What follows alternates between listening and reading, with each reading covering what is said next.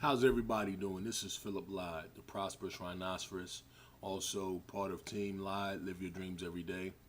And today's topic I wanted to talk about is why so many people are up in arms or so excited over the lottery.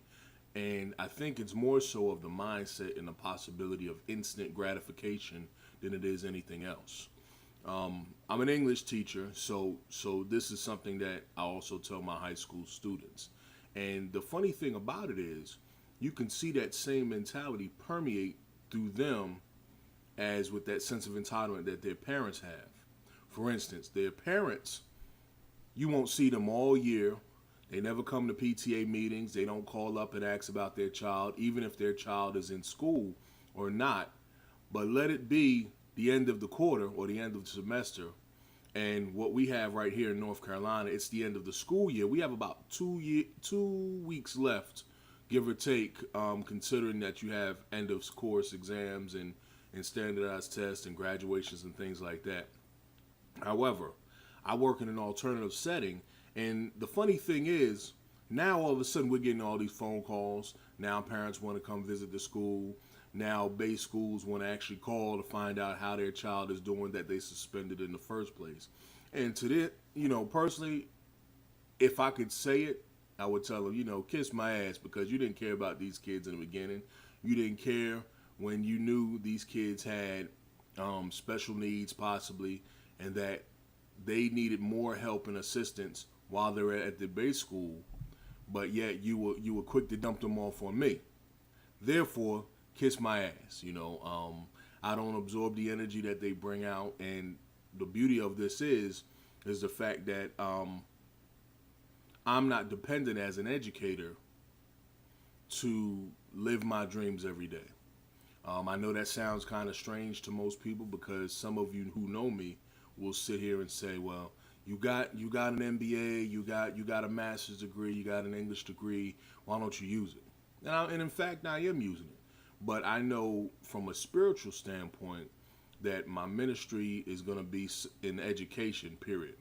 But it's not going to necessarily be dependent upon the public school system.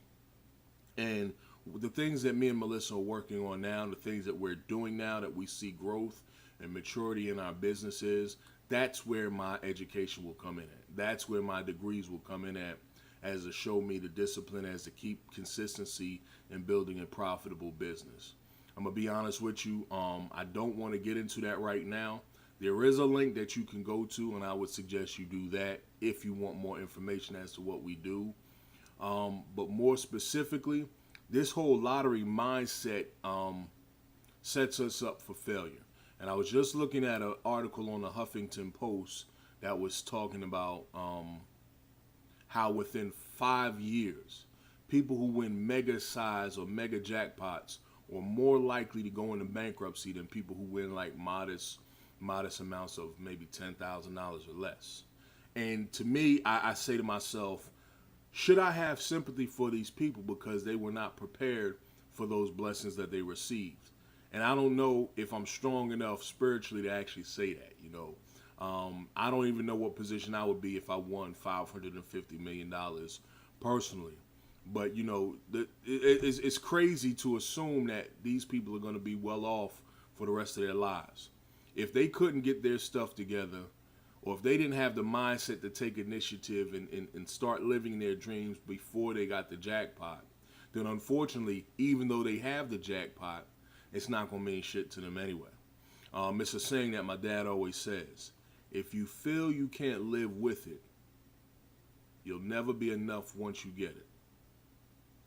That's my time for now. This is Philip Lyde, the Prosperous Rhinoceros. Team Lyde, live your dreams every day.biz. Look forward to hearing from you in the future. Peace.